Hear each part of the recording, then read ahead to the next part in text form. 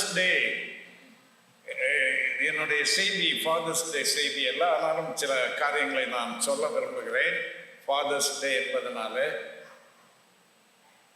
நம்முடைய முதலமைச்சர் அவர்கள் ஒரு கான்செப்ட் அறிமுகம் செய்தார். அதுக்கு பேரு நான் முதல்வன். கேள்விப்பட்டிருக்கிறீங்களா?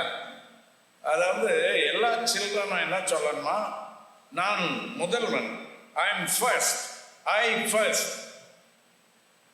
அது ஒரு நல்ல பாசிட்டிவான தாட். நான் பேக் பெஞ்சர், நான் உதவாக்கரை என்று இருக்கிற மனநிலை மாறி நான் முதல்வன் என்கிற ஒரு மனநிலை வர வேண்டும் என்று ஆண்டவர் மனுஷனை சிருஷ்டித்த போது அந்த ஃபாதர் ஃபிகர், அப்பாவாக இருக்கிற அந்த மனிதனைத்தான் முதல்வனாக இருக்கும்படி அவர் வடிவமைத்திருக்கிறார். அம்மாமாருக்கு பிடிக்குதோ பிடிக்கலையோ, it cannot be changed. Sorry about that. அப்பா என்பது தேவனுடைய ஸ்தானமே ஒரு அப்பா ஸ்தானம் தான். அப்படி இருக்கிறவர் இந்த உலகத்தை நடத்துவதற்காக மனுக்குலத்தையும் அண்ட சராசரத்தையும் சிருஷ்டித்த போது முதல்வனாக இருப்பதற்கு அந்த அப்பா ஸ்தானத்தில் இருக்கிறவரை தெரிந்தெடுத்திருக்கிறார். Leadership is a lonely path என்று சொல்லுவார்கள். எல்லாருக்கும் தலைவர்களாக இருக்கிறவர்களை பார்த்து ரொம்ப பொறாமையா இருக்கும். பாரு, அவருக்கு தனி காரு, அவர் அட்டண்டன்ஸ் எல்லாம் கையெழுத்து போட தேவையில்லை, டைமுக்கு வர்றாரா வரலையான்னு யாரும் கேட்க மாட்டேன்றாங்க. கெஸ்ட்டு கூட போய் ஸ்டார் ஹோட்டலில் சாப்பிட்றாரு, அவருக்கு என்னன்னு.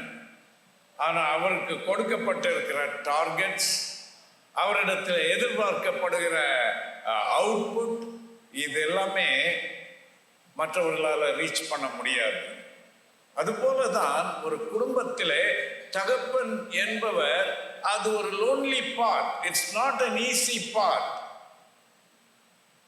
தாய்க்கு தனித்தன்மை உடைய நிறைய கஷ்டமான வேலைகள் இருக்கின்றன. அதை இன்னொரு நாள் பேசலாம். ஆனால் இன்றைக்கு குறிப்பாக அப்பாக்களை குறித்து நான் இதை சொல்லியே ஆக வேண்டும். அப்பா என்பது ஒரு அழைப்பு. It's a calling and it's not easy to be a father. ஏனென்றால் இபி பில் கட்டுவதிலிருந்து, குழந்தைக்கு பள்ளிக்கூடத்திற்கு ஃபீஸ் கட்டுவதிலிருந்து, அடகு வைத்த நகைக்கு வட்டி கட்டுவதிலிருந்து, மருத்துவ செலவுக்கு வழி பார்ப்பதிலிருந்து, எல்லா தேவைகளை குறித்த பாரமும் இந்த ஒரு தலைமையில தான் ஏற்றப்பட்டிருக்கிறது. மற்றவர்களெல்லாம் புரட்டை விட்டு தூங்கிக் கொண்டிருக்கும் போது இவர்கள் கட்டிலையில புரண்டு கொண்டிருப்பார்கள். நேரம் விடிய போகிறதா, how am I going to face the new day என்கிற ஒரு பெரிய கவலை இருக்கும். இல்ல, அதெல்லாம் பண கஷ்டம் இருக்கிறவங்களுக்கு தான், மற்றவங்களுக்கெல்லாம் அப்படி இல்லை என்பது உங்களுடைய அபிப்பிராயம். ஒரு முறை ரத்தன் டாட்டா போய் ஒரு யங் கேர்ள் டிவியில பேட்டி கண்டார். அப்போ அந்த பெண் கேட்டால், நீங்கள் இவ்வளவு பெரிய அமைப்புகளுக்கு சொந்தக்காரர், you are the owner of huge estates and industries, உங்களுக்கு தேவை என்றே ஒன்று இருக்காதே, என்ன சொல்கிறீர்கள் என்று. அவருடைய ஓன் ஸ்டைல்ல அந்த டேபிள் மேல அவருடைய பேனாவை எப்படி சுழற்றி கொண்டே சொன்னார், no no, there are many things I would like to have but I cannot afford to have. அந்த பெண்மணி அதிர்ச்சியிலே அப்படி ஒரு அதிர்ந்து போய் உட்கார்ந்து விட்டார். அதை கேட்ட யாருக்குமே அதிர்ச்சியாகத்தான் இருக்கும். ரத்தன் டாட்டாவுக்கு அஃபோர்ட் பண்ண முடியாதது இருக்கிறதா என்று. எல்லா மனிதருக்கும் தேவைகள் உண்டு, பிரச்சனைகள் உண்டு, கடன்கள் உண்டு. இதை நாம் நினைவிலே வைத்திருக்க வேண்டும். விரலுக்கு ஏற்ற வீக்கம் இருக்கத்தான் செய்யும் என்று சொல்லுவார்கள் இல்லையா? ஆகவே எனக்கு அன்பான உடன்பிறப்பாகிய தகப்பன்மார்களே, நான் உங்களுக்கு சொல்லுகிறேன், இந்த பொறுப்பை நிறைவேற்றுவதிலே உங்களுக்கு கர்த்தருடைய கிருபை வேண்டும், கர்த்தருடைய ஞானம் வேண்டும், கர்த்தருடைய ஆசீர்வாதம் வேண்டும். அதற்காக நாம் ஜெபிப்போம். நீங்களும் ஜெபியுங்கள். கர்த்தர் தான் உங்களை தெரிந்தெடுத்து இந்த குடும்பத்திற்கு தலைவனாக வைத்திருக்கிறார். இந்த குடும்பத்தின் எதிர்காலம் உங்கள் கையில் இருக்கிறது. மோசே ஜனங்களுக்காக ஜெபித்தார். மோசே தன் கைகளை ஏறெடுத்து இருக்கையில் இஸ்ரவேலர் மேற்கொண்டார்கள், அவன் கைகளை தாழ விடுகையில் அமலேக்கியர் மேற்கொண்டார்கள் என்று நாம் வேதத்திலே வாசிக்கிறோம். சாமுவேல் மக்களுக்காக ஜெபித்தார். நான் ஜெபிக்காமல் இருந்தால் அது தப்பாய் போய்விடும் என்று சொன்னார். ஆகவே எனக்கு அன்பான அப்பா அம்மார்களே, உங்கள் குடும்பத்திற்காக ஜெபியுங்கள். கர்த்தர் உங்கள் ஜெபத்தை கேட்பார். எங்கள் மகளுடைய திருமணத்திற்கான ஏற்பாடுகள் செய்து கொண்டிருக்கும் போது பல நெருக்கடிகள், பல குழப்பங்கள். எல்லா கல்யாணத்திலும் மாதிரி one of the biggest problems was finance. காசு இல்லை, என்ன பண்ண போகிறோம்? ஒரு நாள் அதிகாலையில கர்த்தர் என்னை எழுப்பி விட்டார். ஜெபித்தேன். ஜெபித்து முடிக்கும் போது கர்த்தர் சொன்னார், அவர் உங்களுக்காக யாவையும் செய்து முடிப்பார் என்கிற வசனத்தை தந்துவிட்டு அவர் சொன்னார், இதை ராஜா வீட்டு கல்யாணமாக நடத்துவேன். அப்படியே கர்த்தர் நடத்தி தந்தார். ஒரு குறைவும் வரவில்லை. மீதம் எடுக்கிற விதமாக அற்புதங்களை செய்தார். Impossible things became possible. God changed the hearts of people. நிறைய அற்புதங்கள் நடந்தன. ஆகவே அவர் சொல்லுகிறார், நீ துவங்கு, நான் முடிப்பேன் என்று. கர்த்தர் உங்களோடு இருப்பார், சோர்ந்து போக வேண்டாம். அதுபோல தகப்பன் இல்லாத பிள்ளைகளாக இங்க இருக்கிறவர்கள், வயதான எங்களுக்கெல்லாம் தகப்பனும் இல்லை, தாயும் இல்லை. ஆனா அதெல்லாம் மற்றவங்க சீரியஸா கூட நினைக்க மாட்டீங்க. நான் கூட அடிக்கடி, நேற்று கூட என் மனைவியிடம் சொல்லி கொண்டிருந்தேன், எங்க அம்மா ஒரு யூனிக் பர்சன் என்று. எங்க அப்பாவை ரொம்ப மிஸ் பண்ணுகிறேன். எல்லாருக்கும் அவர்கள் விலையேற பெற்றவர்கள். ஆகவே தகப்பன் இல்லாமல் இருக்கிற பிள்ளைகளுக்கு நான் சொல்லிக் கொள்கிறேன், அவரே உங்களுக்கு பரம பிதாவாக இருக்கிறார். பூமியில இருக்கிற பிதாவை விட பரமபிதா மேலானவர்.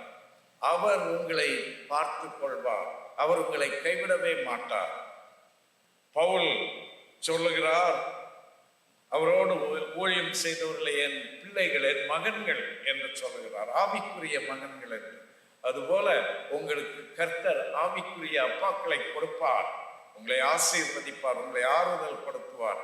நீங்கள் கர்த்தருடைய மந்தைக்குள்ளே வந்து விட்டீர்கள் என்றால் உங்களுக்கு பாதுகாப்பு உண்டு, உங்களுக்கு ஆறுதல் உண்டு, உங்களுக்கு ஆசீர்வாதம் உண்டு. கர்த்தர் உங்களை ஆசீர்வதிப்பாராக. செய்திக்கு முன்னர் இன்னொரு சில காரியங்களையும் சொல்ல வேண்டும். அடுத்த ஞாயிற்றுக்கிழமை மாலை எங்கள் வீட்டிலே சபை ஜெப கூட்டம். நான் நீண்ட நாட்களாக ஆசைப்பட்ட காரியம், எங்கள் பிள்ளைகளும் எல்லாரும் இருக்கிற நேரத்தில் சபை ஜெபம் வைக்க வேண்டும் என்று பல ஆண்டுகளாக இந்த ஒரே காரணத்திற்காக அதை தள்ளிக்கொண்டே போனது. இப்போ இந்த வாரம் எங்கள் மகள் சனிக்கிழமை வருகிறாள். ஆகவே சனிக்கிழமை வைக்க முடியாது. அடுத்த சனிக்கிழமை அவள் போய்விடுவாள்.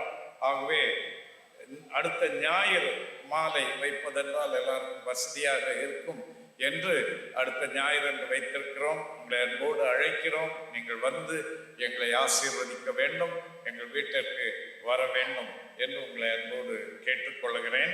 இன்னும் ஒரு தகவல், என்னுடைய மூத்த சகோதரி 7 ஆண்டுகளுக்கு முன்பு மரித்து போனார்கள். அந்த ஆண்டிலே எங்களை பாதித்த 3 மரணங்கள் தொடர்ச்சியாக வந்தன.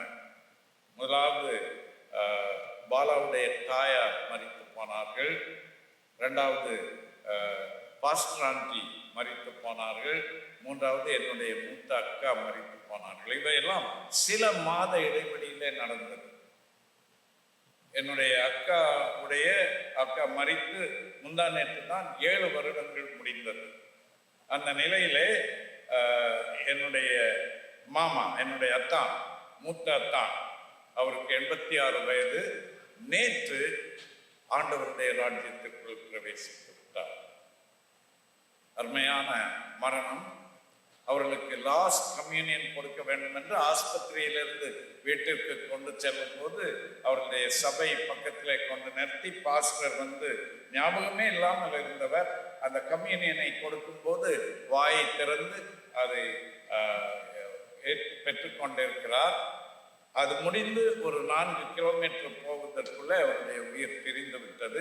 இன்றைக்கு அவருடைய அடக்க ஆராதனை இருக்கிறது. 1 மணிக்கு அந்த அடக்க ஆராதனையிலே செய்தி கொடுக்க என்னை கேட்டிருக்கிறார்கள். நான் வேளச்சேரியிலே இருக்க வேண்டும். ஆகவே நான் சீக்கிரமாக முடித்துவிட்டு போக வேண்டும். அவர்களுக்கு 1 மகனும் 2 இரட்டை பிள்ளை பெண் பிள்ளைகளும் பேரப்பிள்ளைகள் இருக்கிறார்கள். கூட்ட பிள்ளையும் இருக்கிறார்கள். ஆகவே அந்த குடும்பத்தையும் நீங்கள் ஜெபத்திலே நினைத்துக் கொள்ளலாம். இன்றைக்கு நாம் தியானிக்க போகிற காரியம் நம்முடைய மனதை பற்றி, மைண்ட். மத்தேயு 22வது அதிகாரம் 37வது வசனம் சொல்லுகிறது, உன் தேவனாகிய கர்த்தரிடத்தில் உன் முழு இருதயத்தோடும் உன் முழு ஆத்துமாவோடும் உன் முழு மனதோடும் அன்பு கூறுவாயாக. Matthew 22:37.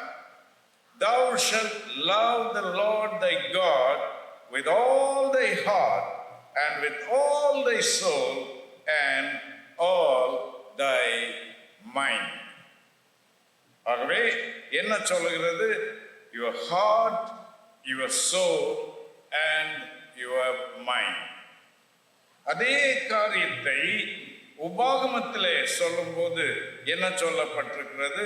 உன் முழு இருதயத்தோடும் உன் முழு ஆத்மாவோடும் உன் முழு மனதோடும் உன் முழு பலத்தோடும் என்று சொல்லப்பட்டிருக்கிறது. With all your strength also என்று 4ஆக சொல்லப்பட்டிருக்கிறது. லூக்காவிலும் அப்படி உன் முழு பலத்தோடும் என்று சொல்லப்பட்டிருக்கிறது. அப்போ இது 3ஆ 4ஆ? 3 என்றே வைத்துக் கொள்ளலாம்.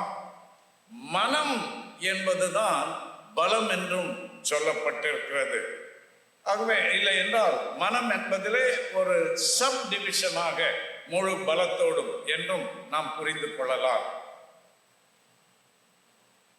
Why do I say all this? Because it's very important for us to understand what is our mind. What does our mind do? Where is mind? மனம் எங்கே இருக்கிறது? முழு இருதயத்தோடும் என்றால் இருதயம் எங்கே இருக்கிறது? Where is our heart? Can anyone point with your finger? எங்கே இருக்கு இருதயம்? Yes. Where is our mind? நம்மளை தெரியாமலே நம்ம மைண்டுக்கு யோசிக்காமலே கை இங்கே தான் போய் விடுகிறது இல்லை. இந்த கிரேனியத்தில் இருப்பதுடைய பேர் பிரெயின். பிரெயினுக்கும் மைண்டுக்கும் வித்தியாசம் தெரிய வேண்டும் என்றால் கம்ப்யூட்டர்ல இருக்கிற ஹார்ட்வேரையும் சாஃப்ட்வேரையும் நினைத்துக் கொள்ளும். மைண்ட் என்பது சாஃப்ட்வேர் என்றால் பிரெயின் என்பது hardware. Brain and the nervous system. உங்க கம்ப்யூட்டர் வேலை செய்யவில்லை என்றால் என்ஜினியரை கூப்பிடுறீங்க, அவர் சொல்றாரு இதுல கொஞ்சம் சேஞ்சஸ் பண்ண வேண்டியது இருக்குன்னு. உடனே நீங்க செக் பண்ணி பார்க்குறீங்க, சவுண்டு கார்டு இருக்கிறது, ஸ்பீக்கர் ஆன்ல இருக்கிறது, வால்யூம் ஹையா இருக்கிறது, ஸ்பீக்கர் கனெக்ட் ஆகி இருக்கிறது, ஆனாலும் சவுண்டு வரவில்லை. அப்போ நீங்க என்ன சொல்றீங்க? போய் ஒரு பெரிய ஸ்பீக்கரா வாங்கிட்டு வரலாம் என்று you buy a big box and connect that with the hardware, this hardware with the computer hardware. அப்பவும் சவுண்ட் வரல. அப்புறம் என்ஜினியரை வர சொல்றீங்க. அவர் சொல்றாரு, ஐயா உங்க கம்ப்யூட்டர்ல சவுண்ட் வராததுக்கு காரணம் ஹார்ட்வேர் கிடையாது, சாஃப்ட்வேர். உங்க சாஃப்ட்வேர்ல ப்ராப்ளம் இருக்கிறது, ஆகவே தான் சவுண்ட் வரவில்லை. ஆகவே there is a difference between hardware and software. Both are equally important. But if the problem is with the software, there is no point in repairing your hardware. அதுபோலதான் நம்முடைய மூளையா நம்முடைய மனதா எங்கே பிரச்சனை இருக்கிறது என்பதை நாம் தெரிந்து கொள்ள வேண்டும். அன்பானவர்களே, வேதத்திலே தான் மிக மிக தெளிவாக இந்த டிஸ்டிங்ஷன் கோடிட்டு காட்டப்பட்டிருக்கிறது. Not in the medical books, unfortunately. Why not in the medical books? Because the basis of most of these medical books is in evolution and not in creation. And they don't want to accept what is written in the Word of God. ஆகவே அவர்கள் நினைக்கிறார்கள் chemical imbalance தான் மனதின் பிரச்சனைகளுக்கு காரணம் என்ன. ஆகவே கவலை வந்து விடுகிறது, துக்கம் வந்து விடுகிறது, பயம் வந்து விடுகிறது, டிப்ரெஷன் வந்து விடுகிறது என்றால் என்ன செய்கிறார்கள்? இன்னும் ஜாக் அப் தி கெமிக்கல்ஸ், இன்னும் அதிகமாக மாத்திரைகளை கொடு. மாத்திரைகளை கொடுத்தால் என்ன செய்வான்? அவன் படுத்து தூங்குவான். But the Bible says treat the right thing. When the trouble is with software, don't be looking at the hardware. It is wrong. எங்கே பிரச்சனை இருக்கிறதோ அதைத்தான் சரி செய்ய வேண்டும். மனம் என்பது நமக்கு கர்த்தர் கொடுத்திருக்கிற ஒரு அற்புதமான டூல். மைண்ட், அந்த மனதிற்குத்தான் மனசாட்சி என்னும் ஒன்றை சொல்லப்பட்டிருக்கிறது. தீமோத்தேயுவுக்கு எழுதும்போது சொல்கிறார், சில மனசாட்சியிலே சூடுண்டவர்களாக இருக்கிறார்கள் என்று. அப்படி என்றால் என்ன அர்த்தம் தெரியுமா? மனசாட்சியில சூடு உண்டவர்கள்னா என்ன மீனிங் சொல்லுங்க பார்க்கலாம். Does anybody know?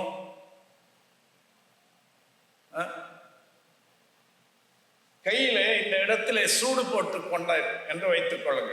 ஒரு 2 இன்ச்சு அகலத்துக்கு 4 இன்ச்சு நீளத்துக்கு இப்படி ஒரு பேட்சாக சூடு போட்டு வைத்து விட்டேன் என்று வைத்துக் கொள்ளுங்க.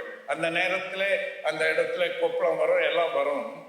ஆனால் பிறகு அங்கே என்ன ஆகிவிடும்? அங்கே இருக்கிற நரம்புகள் எல்லாம் செத்து போய்விடும். அதனால அங்க தொட்டாலே தெரியாது. You lose sensitivity. அதுதான் மனசாட்சி சூடு போட்டப்பட்டு விட்டது என்பதற்கு அர்த்தம். அந்த மனசாட்சிக்கு உணர்வு தொட்டா அந்த உணர்வு ரிமைண்ட் பண்ண தெரியாத அளவுக்கு அது கூர்மையற்றதாக இன்சென்சிட்டிவ் ஆக மாறிவிடுகிறது. மனமும் அப்படிப்பட்ட முக்கியமான ஒன்று.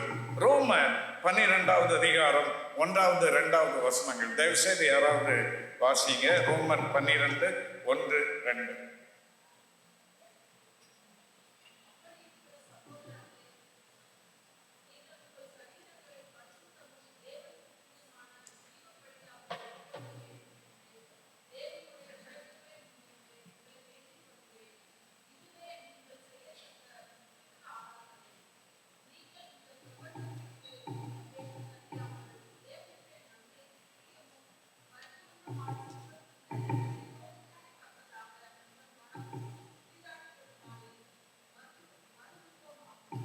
சரி, இந்த 2 வசனங்களிலே, in these 2 verses, Paul is building a distinction between our body and our mind.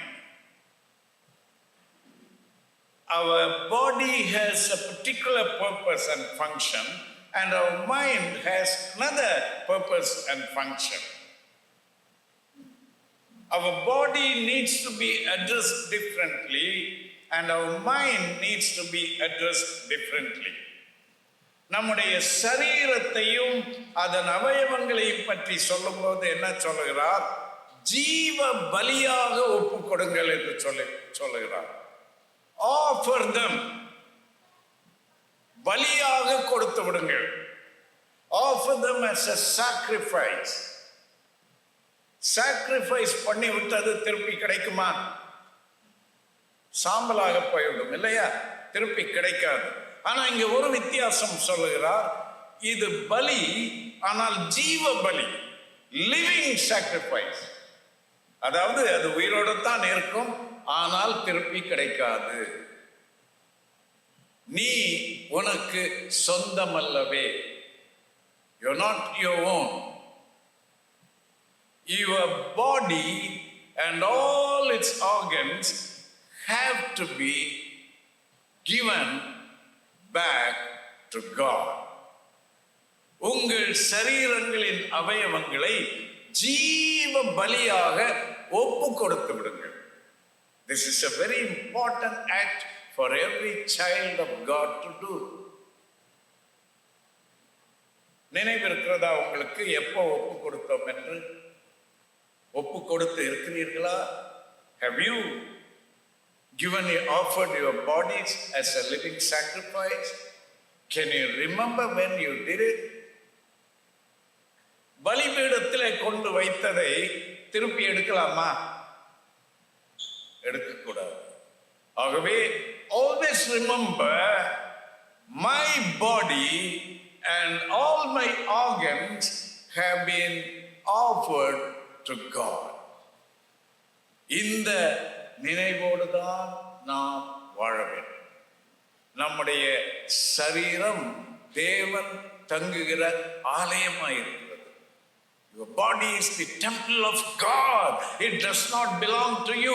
ஒருவன் என் ஆலயத்தை கெடுத்தால் நான் அவனை கெடுப்பேன் என்று ஆண்டவர் சொல்கிறார்.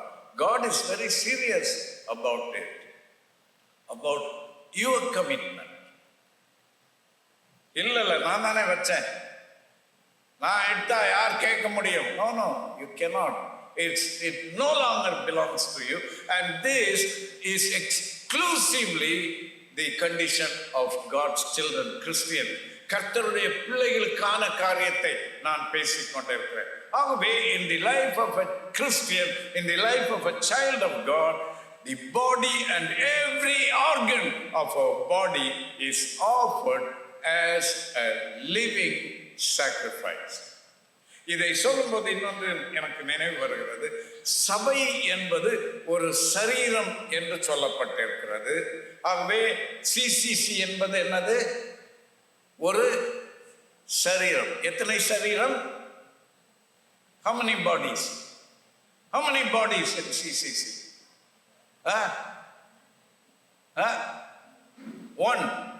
One body. And all of us are what in the body? Members, organs. Okay?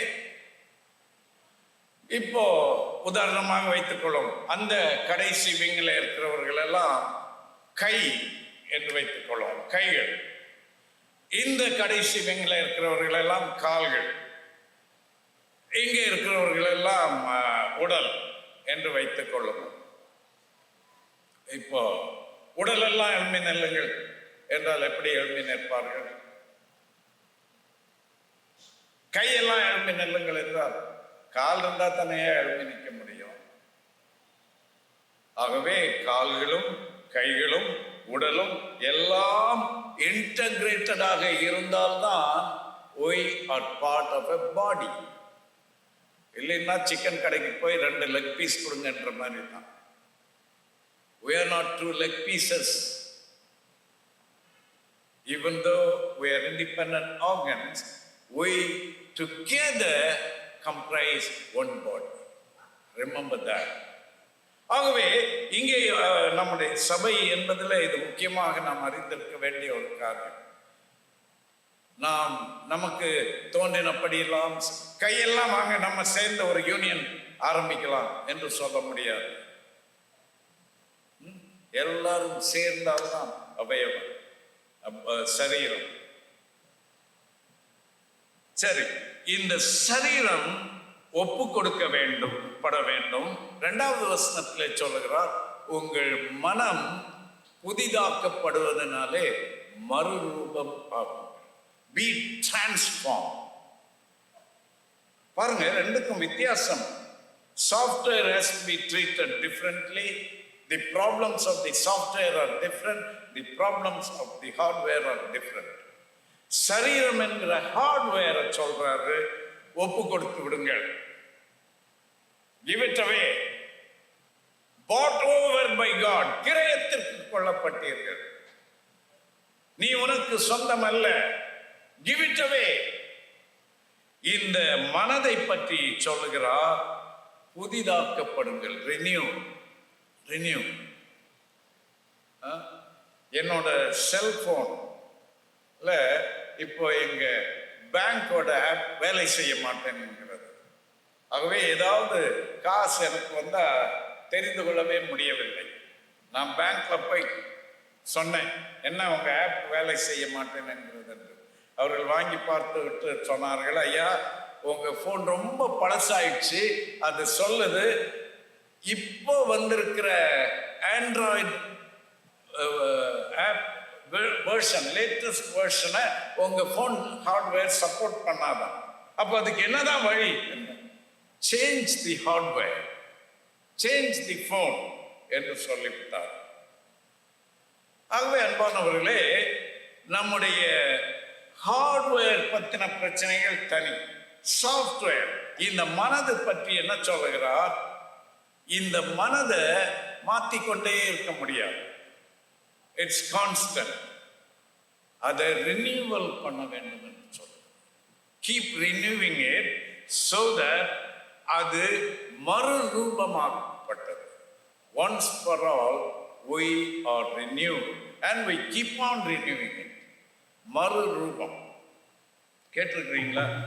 சிலர் சொல்லுவாங்க, என்னுடைய பழைய மனுஷனை தட்டி எழுப்பிராத. கேள்விப்பட்டிருக்கிறீங்களா? கேள்விப்பட்டதில்லை, நானே சொல்லியிருப்பேன் இல்லையா? சொல்லியிருக்கோமா?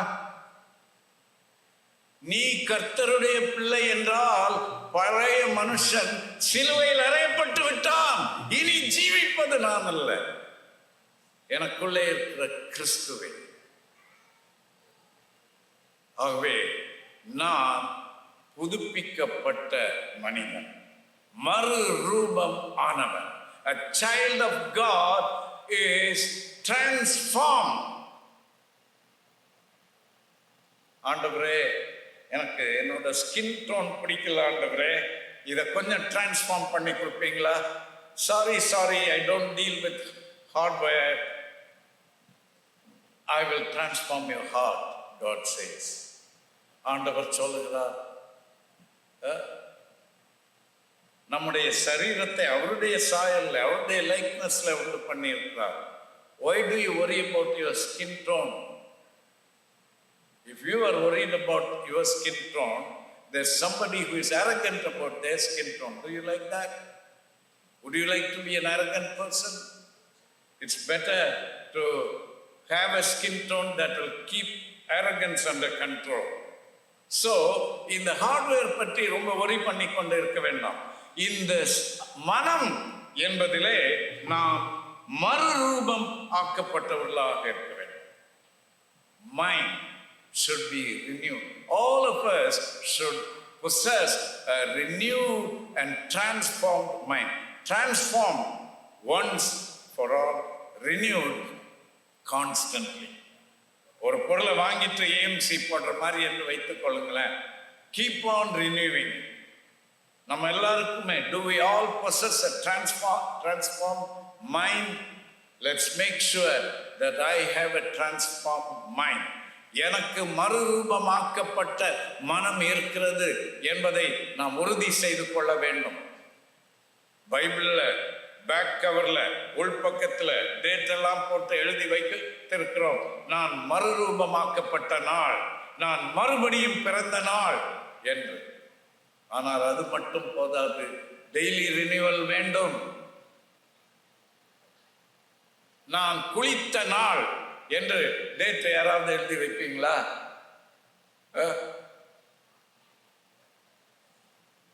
குளித்துக் கொண்டே இருக்க வேண்டும் இல்லையா? ஆக அவ்விதமாக renewal is needed all the time. சரி, இந்த மனம் என்பதிலே சிந்தைகள் இருக்கின்றன. சிந்தைகள், தாட்ஸ், எண்ணங்கள் அங்கேதான் இருக்கின்றன. Not in the brain. பிரெயின்ல ஒருவேளை ஹார்ட் மெமரி அங்கே ஸ்டோர் ஆகி இருக்கலாம். ஆனால் அந்த சிந்தை, இமேஜினேஷன்ஸ் எல்லாம் மனதிலே தான் வருகிறது. மனது, இருதயம் இதெல்லாம் ஆப்ஸ்ட்ராக்ட், நமக்கு we cannot touch it. Brain எங்கே இருக்கிறது என்று கேட்டால் உடைத்து காண்பிக்கலாம் எங்கே இருக்கிறது. மனம் எங்கே இருக்கிறது என்று காட்ட முடியுமா? காட்ட முடியாது. we cannot see it, we cannot touch it, we cannot feel it. ஆகவே சிந்தை, மனம், அந்த சிந்தை, அந்த எண்ணங்கள் என்பவை கட்டுப்படுத்தப்பட வேண்டும். They should be regulated. Our thoughts should be regulated. Our mind should be under regulation. இந்த ஃபேன் எவ்வளவு ஸ்பீடாக ஓட வேண்டும் என்பது இட்ஸ் predetermined. இங்கே ஒரு ரெகுலேட்டர் வைக்கப்பட்டிருக்கிறது. இதை வேகமாக ஓடச் செய்யலாம், இதை குறைந்த வேகத்திலே ஓடச் செய்யலாம், ஓடாமல் இருக்கவும் செய்யலாம். There's a regulator. The Holy Spirit wants to be the regulator of your mind. He should fix the speed. When he says go fast, we should be willing to go fast. When he says go slow, we should be willing to go slow. And when he says stop, we should learn to stop. Then when he says proceed, இல்ல நீங்க தானே நிக்க சொன்னீங்க, நான் போக மாட்டேன் என்று சொல்லக்கூடாது. அவர் என்ன சொல்லுகிறாரோ அதை செய்ய நம்முடைய மனதை பக்குவப்படுத்த வேண்டும். இந்த மனதிலே தான் பல எண்ணங்கள் வருகின்றன. நல்ல எண்ணங்களும் வருகின்றன, கெட்ட எண்ணங்களும் வருகின்றன. Suicidal tendencies. I think almost every human being at one time or another have had this tendency. But what do we do with that? ஆமா, நான் யோசித்துட்டேன், செய்யாம இருக்க மாட்டேன் என்று சொல்லக்கூடாது. என் கூட ஒருத்தர் பைபிள் காலேஜுக்கு போறதுக்கு ஒப்பு கொடுத்தார். ஆனா எல்லாரும் கிண்டல் பண்ணுவாங்கன்னு பின்வாங்கி போய்விட்டார். என் நண்பர், என் சொந்தக்காரர் தான். போய் ரொம்ப பேக்ஸ்லைடன் லைஃப். ஒரு நாள் ஒருத்தர் குத்துவதற்காக ஒரு கத்தி எடுத்துக்கொண்டு போனார். அவர் தேடின நபர் கிடைக்கவில்லை. நல்ல தண்ணீர் குடித்திருந்தார். அப்போ அவருக்கு ஒரு தத்துவம் வந்து விட்டார். உரையில் இருந்து எடுத்த கத்தியை ரத்தம் காட்டாம உள்ள வைக்க கூடாது. சூப்பர் தத்துவம். அவர் அப்படியே தெரு வழியாக போய்கொண்டிருக்கிறார். மாலை மயங்குகிற வேலை. அந்த நேரத்தில் ஒரு வயோதிப மனிதன், கிராமத்து மனிதன், மலஜலம் கழிப்பதற்காக ஒரு இடத்துல ஒதுங்கி இருந்திருக்கிறார். இவருக்கும் நன்றாக தெரிந்த நபர் தான். பாவம், அவரை போய் குத்தி விட்டார். எம்பா என்ற கத்தியை நான் வெளியே எடுத்துட்டேன், குத்தாம உள்ள வைக்க முடியாது, யாரும் கிடைக்கல, உங்களை குத்துறேன் என்று சொல்லி குத்தி விட்டான். அவர் செத்து போய்விட்டார். இந்த மனிதன் பிறகு ஜெயிலுக்கு போனார். அன்பானவர்களே, மனதை கட்டுப்படுத்த பழகி கொள்ள வேண்டும். நான் நினைச்சிட்டேன், இனி யாரும் என்னை தடுக்க முடியாது. Don't say that. Yield your mind to the Spirit of God. ஆகவேதான் சொல்லுகிறார், நமக்கு ஆவியானவரால் நடத்தப்படுகிற ஒரு மனது நமக்கு இருக்க வேண்டும். ஆவியானவர் நம்முடைய மனதை நடத்த வேண்டும். எபேசியர் 4வது அதிகாரம் 24வது வசனம் வாசிங்க. 4:23-24. எபேசியர் 4 23, 24.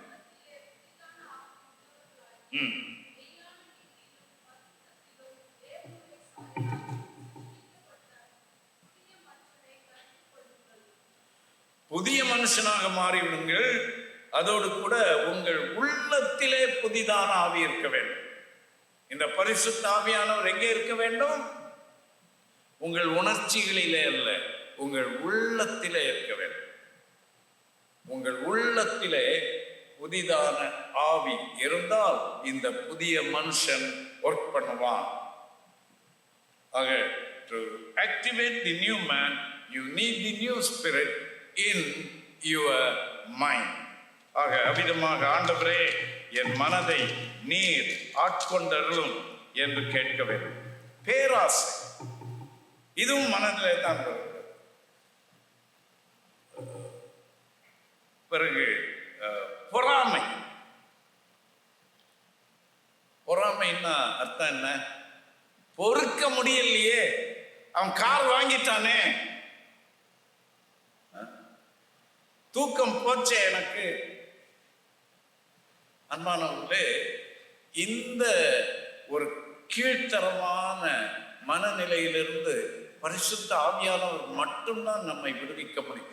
டிரான்ஸ்ஃபார்ம், மறுரூபமாக்கப்பட்டிருந்தால், பிரைஸ் தி லார்ட், ஆண்டவரே என் சகோதரனுக்காக உமக்கு நன்றி சொல்கிறேன், ஒரு நல்ல கார் கொடுத்ததற்காக நன்றி ஆண்டவரே என்று சொல்லி பழக வேண்டும். செயல்கள், நம்முடைய சிந்தனைகள் மட்டுமல்ல, our actions are controlled by our mind. சொன்னேன் இல்லையா, கத்திய எடுத்துட்டேன், ரத்தம் காட்டாம உள்ள வைக்க முடியாது. ஆக்ஷன்ஸ் தேவ ஆவியினால் நடத்தப்படுகிறவர்களாக இருக்க வேண்டும். எவர்கள் தேவனுடைய ஆவியினால் நடத்தப்படுகிறார்களோ அவர்கள் தேவனுடைய புத்திரராக இருக்கிறார்கள். You are transformed. Now you are a child of God. Therefore allow the Spirit of God to lead you, your actions, your decisions and choices. உன்னுடைய தீர்மானங்களும் உன்னுடைய தெரிந்தெடுப்பு. யாரை கேட்டுக்கொண்டு இந்த காரியத்தை நீ தெரிந்தெடுத்தாய்? ஒரு கேர்ள், நல்ல பெண், அவளுடைய கல்யாண வாழ்க்கை ரொம்ப தாறுமாறாக முடிந்து விட்டது. அழகாக இருப்பாள்,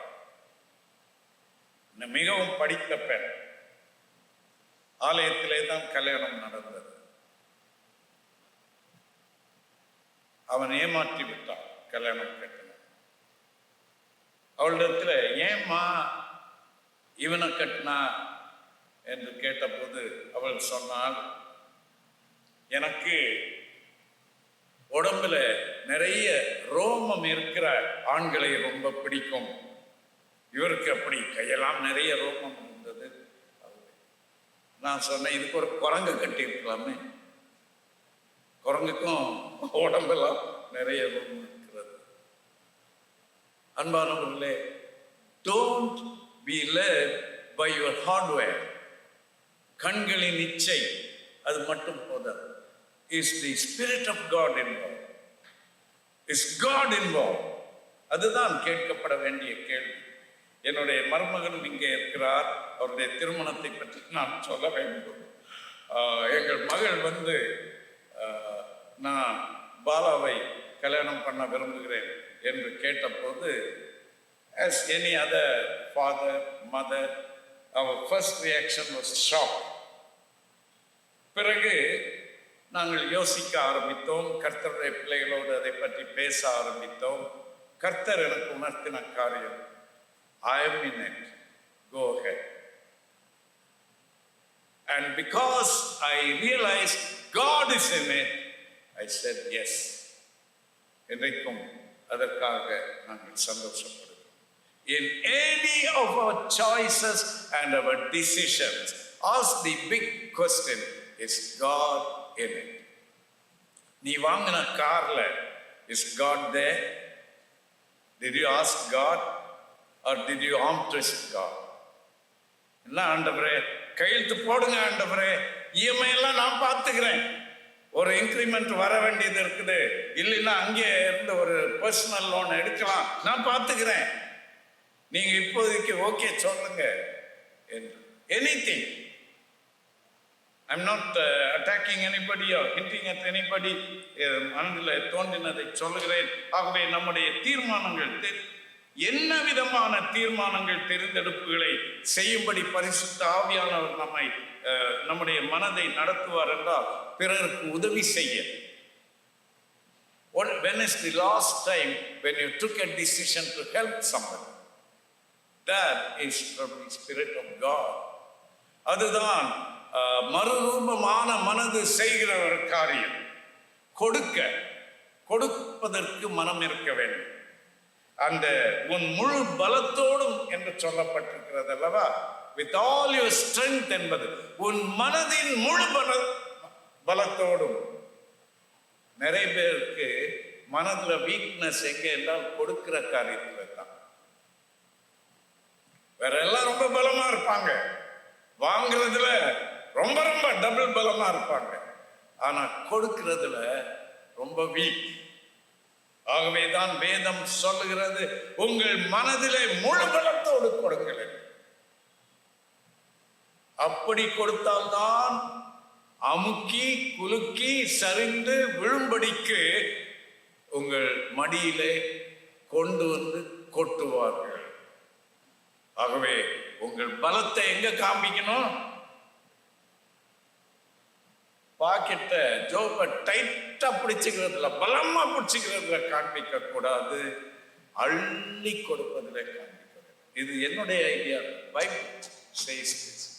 ஆகவேதான் வேதம் சொல்லுகிறது, வாங்குவதை பார்க்கிறோம் கொடுப்பதே நல்லது. கொடுக்கிற காரியத்திலே தான் முழு பலம் சொல்லப்பட்டிருக்கிறது. 2 கொரிந்தியர் 8வது அதிகாரத்திலே பார்ப்பீர்கள் என்றால் தெரியும். தேவனாகிய கர்த்தரிடத்தில் அன்பு கூறுவதிலே முழு பலத்தோடும் முழு மனதோடும் அன்பு கூறுங்கள் என்றால், ஆண்டவரே உம்மை ஆராதிக்கிறேன், உமக்கு கொடுக்கிறேன், என்னையே உமக்கு கொடுக்கிறேன் என்று கொடுக்கிறவர்களாக மாற வேண்டும் என்று வேதம் நமக்கு போதிக்கிறது, நம்மிடத்திலே எதிர்பார்க்கிறது.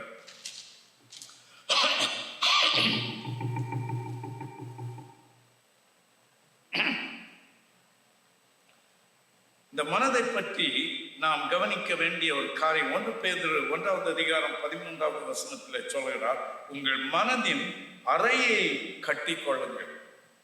Gird up the loins of your mind.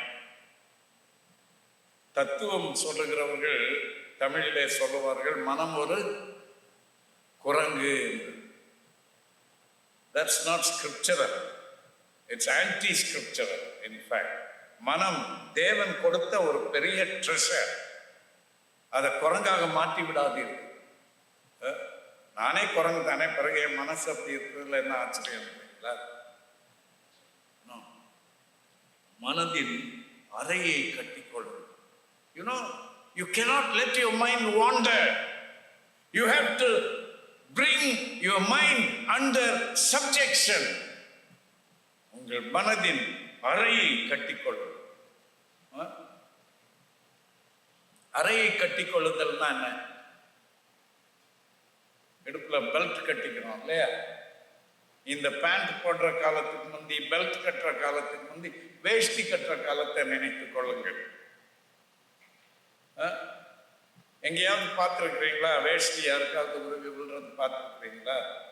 Cannot.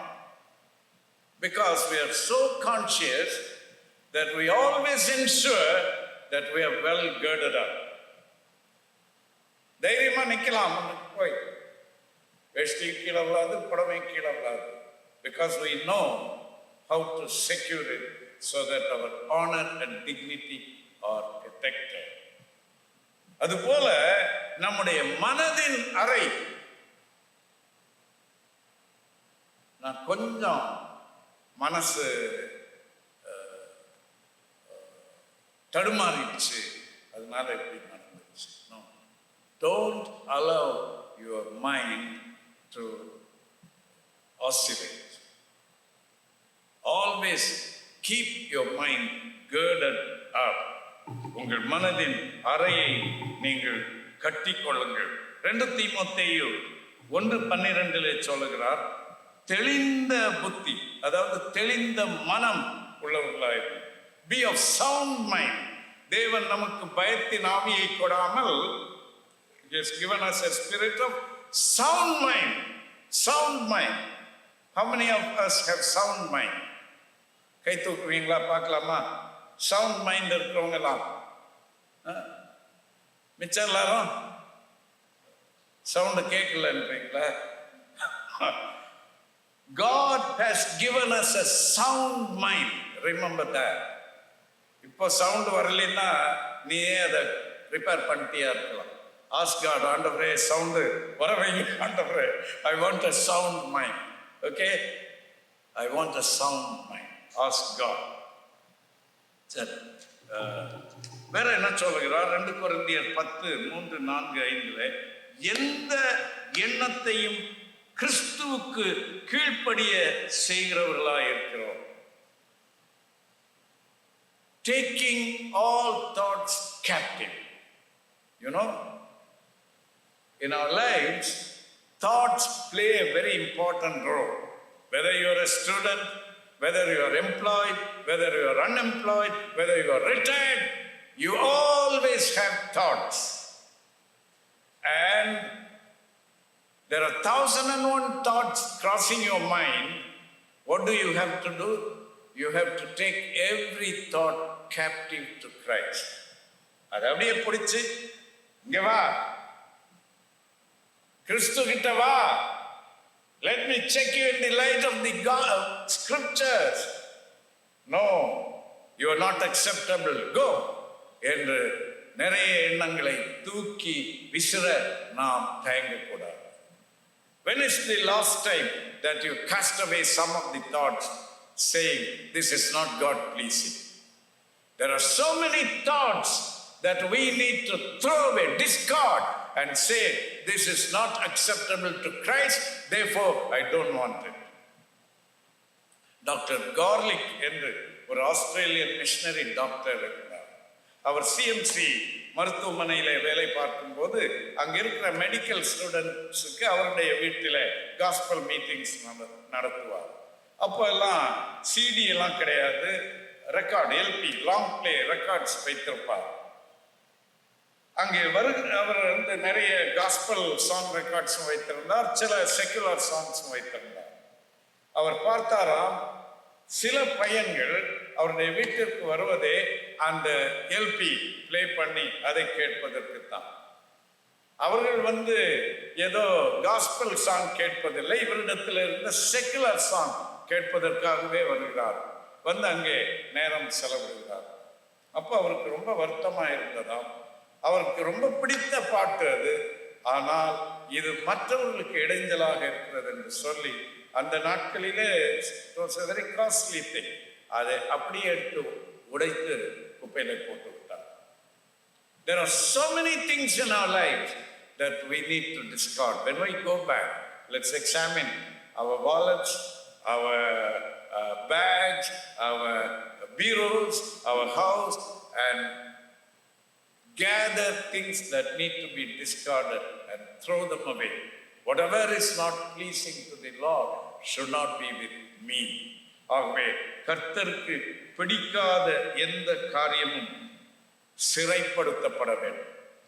Every thought that I entertain has been captivated by me and by Christ. And if that cannot be captivated and brought under submission to Christ, I don't own that thought. That should be our mindset. I hope you're getting the point, and I hope the Spirit of God is speaking to us, because this is very important in having a victorious Christian living. Lastly, ரோமர் 8:37 பவுல் சொல்லுகிறார், முற்றும் ஜெயம் கொள்கிறவர்களாய். முற்றும், முற்றும் என்றால் என்ன? Total victory. Not 90%, not 98%. எவ்வளவு? 100% victory. That is the goal. ஆங்கிலத்தில் சொல்லுகிறது not just conquerors, என்னமா, more than conquerors. 101 out of 100. More than conquerors. Is it possible? Is it possible? How many of you believe it is possible? Can I see your hands? Paul said, I can do all things through Christ who strengthens me. ஆண்டவரே, என்னுடைய மனம், என்னுடைய சிந்தை உம்முடைய சிறைபிடித்தலுக்கு நான் கொடுக்கிறேன். என் மனதிலே வருகிற எண்ணங்கள் எல்லாவற்றையும் உம்முடைய வசனத்தின் வெளிச்சத்திலே எது உமக்கு பிரியமாயிருக்கும் என்கிற அடிப்படையிலே நான் சிறைபிடிப்பேன். அந்த சிறைபிடிப்புக்கு சிக்காததையெல்லாம் வீசி விடுவேன். எதை நான் சிறையாக பிடிக்க முடியுமோ அதைத்தான் உம்மிடத்திலே கொண்டு வந்து படைப்பேன் என்று சொல்வோம் என்றால் முற்றிலும் ஜெயம் கொள்ளுகிறவர்களாய் இருப்போம். We will be more than conquerors. May God help each one of us to be what? Not just pass, முற்றிலும் ஜெயம் கொள்ளுகிறவர். எழுந்து நிற்போமா? ஆண்டவரே, எனக்கு அந்த முற்றிலும் ஜெயம் கொள்ளுகிற அந்த பாக்கியத்தை தான். In everything, in my thoughts, in my deeds, in my decisions, in my choices, Lord, I want to be more than conqueror, not just conqueror. I want to be more than conqueror. ஆண்டவரே, எனக்கு உதவி செய்யும் என்று கேட்கிறேன். நன்றி ஆண்டவரே, உம்முடைய வசனம் இவ்வளவு தெளிவாக நீர் சொல்லி இருப்பதற்காக நன்றி ஆண்டவரே. எங்களுக்கு நீர் இவ்வளவு விலையேற பெற்ற பொக்கிஷமாக இந்த மனம் என்கிற அந்த சக்தியை கொடுத்திருப்பதற்காக நன்றி ஆண்டவரே. மனம் போன போக்கிலே நடக்காதபடி மனதின் அறையை கட்டிக்கொள்ள எங்களுக்கு உதவி செய்யும் ஆண்டவரே. ஜெயம் கொள்ளுகிறவர்களாக மாற்றும் ஆண்டவரே. எங்கள் மனதிலே வருகிற சிந்தைகளை சிறைபிடிக்க எங்களுக்கு உதவி செய்யும் என்று ஜெபிக்கிறோம் ஆண்டவரே. எங்களை நாங்கள் ஆண்டவரே உமக்கு என்றைக்கோ ஒப்பு கொடுத்து விட்டோம் அப்பா. அந்த ஒப்பு கொடுத்தலை நாங்கள் இப்போது புதுப்பிக்கிறோம் ஆண்டவரே. புதிய சிந்தையை எங்களுக்கு தாரும், புதிய மனதை தாரும் ஆண்டவரே. Transform us. Always help us to remember that we have been transformed into the likeness of Christ. So help us to glorify you. You have purchased us with a price. Help us to be faithful and loyal to you and bring glory to you. Make us more than conquerors. Send us with your blessings. In Jesus' precious name we ask. Amen.